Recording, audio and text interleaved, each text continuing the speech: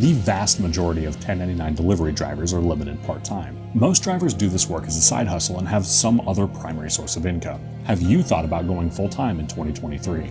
Make sure to stick around to the end of the video because I'm going to tell you why you might want to hold off just a little bit longer. What's going on, everyone? I'm Zach Tries Fast for the RideShare Guy, and today we're going to talk about the state of the gig economy, market oversaturation, and why 2023 is likely going to be a rough year for gig workers. Several months back, the U.S. Department of Labor issued a rule change proposal. If implemented, this could see drivers for companies such as DoorDash and Uber Eats reclassified as actual employees. And this has caused a great deal of uncertainty for drivers. It's unclear what the implications of such a change would be. If the rule change is implemented, drivers would likely see benefits like paid time off, sick leave, and health insurance. However, if it were implemented, drivers would likely be subject to higher regulation and oversight. Not to mention, our earning potential could be capped. Additionally, there's no guarantee that existing drivers would be hired as employees if this change were to occur. Neither DoorDash or Uber Eats have ever reported a profit. If these companies were to hire every active driver, that would make them some of the largest employers in the world. In my opinion, that's unrealistic. In summary, I can't say that gig work as we know it will exist in its current capacity in 1 year's time. Okay, let's assume that the government doesn't ruin gig work for us. There's no sugarcoating it. The economy's terrible right now. Inflation's through the roof, and people are pinching pennies and looking for other means to make money. The shit that used to cost $5 at the grocery store now costs $8, and there's no end in sight. The economy is making it difficult for many of us to make ends meet. It's not just about the uncertainty of the government getting involved in gig work. It's the fact that people are ordering less and markets are becoming increasingly oversaturated. It's a tough situation all around. Millions of people are struggling right now. I've done gig work for about 3 years now, and I've never experienced longer gaps in increasingly low-paying orders. In the last month, I've hit a couple of roadblocks on the gig apps that I never thought I'd see. For the first time ever, I had a slow New Year's Eve. I found myself waiting around 10 to 15 minutes in between offers that paid no more than $1.25 per mile. Not to mention, my market that almost always used to be busy is now frequently gray, even on weekends. This is a clear indication of oversaturation in the market. More drivers than ever are competing for increasingly low-paying offers. It's becoming exponentially more difficult to gauge a predictable income as a result. But meanwhile, DoorDash is offering referral bonuses of up to $800 in certain markets. This further divides the driver from financial stability. Of course, this is the experience in my market. The market you operate in can play a significant role in the types of orders you receive.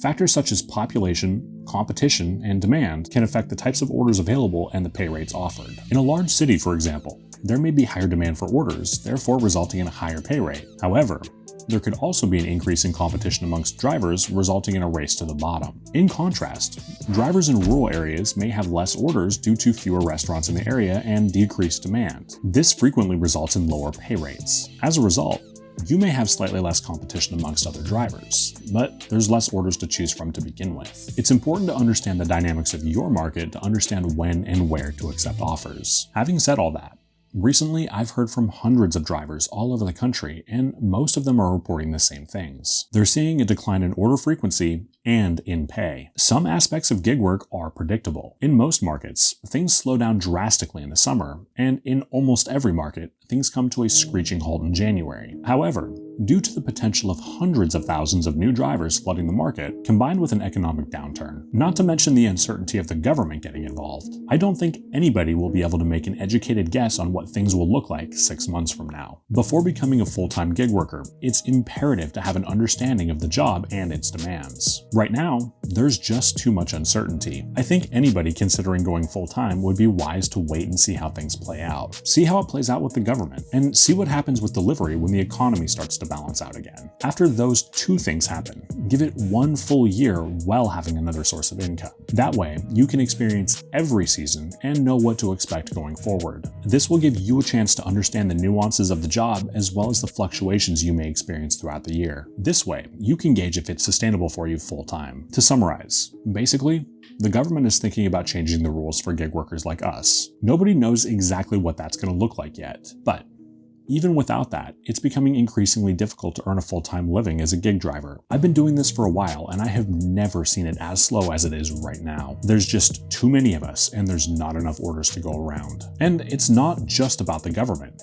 It's about the market too. Different markets have different levels of competition and demand. That can make a difference in how much money you make. But the bottom line is, it's tough out there. If you're thinking about doing this full time, be sure that you know what you're getting into. Give yourself at least 1 full year of part-time gig work after the economy evens out. And let's see if the government stays out of it before you take the leap. If you haven't done so yet, please do consider pressing the like button and subscribing to the RideShare Guy. If you enjoyed this video, you may also enjoy that video where I talk about why DoorDash may be limiting availability with Earn by Time. I'm Zach Drives Fast for the RideShare Guy.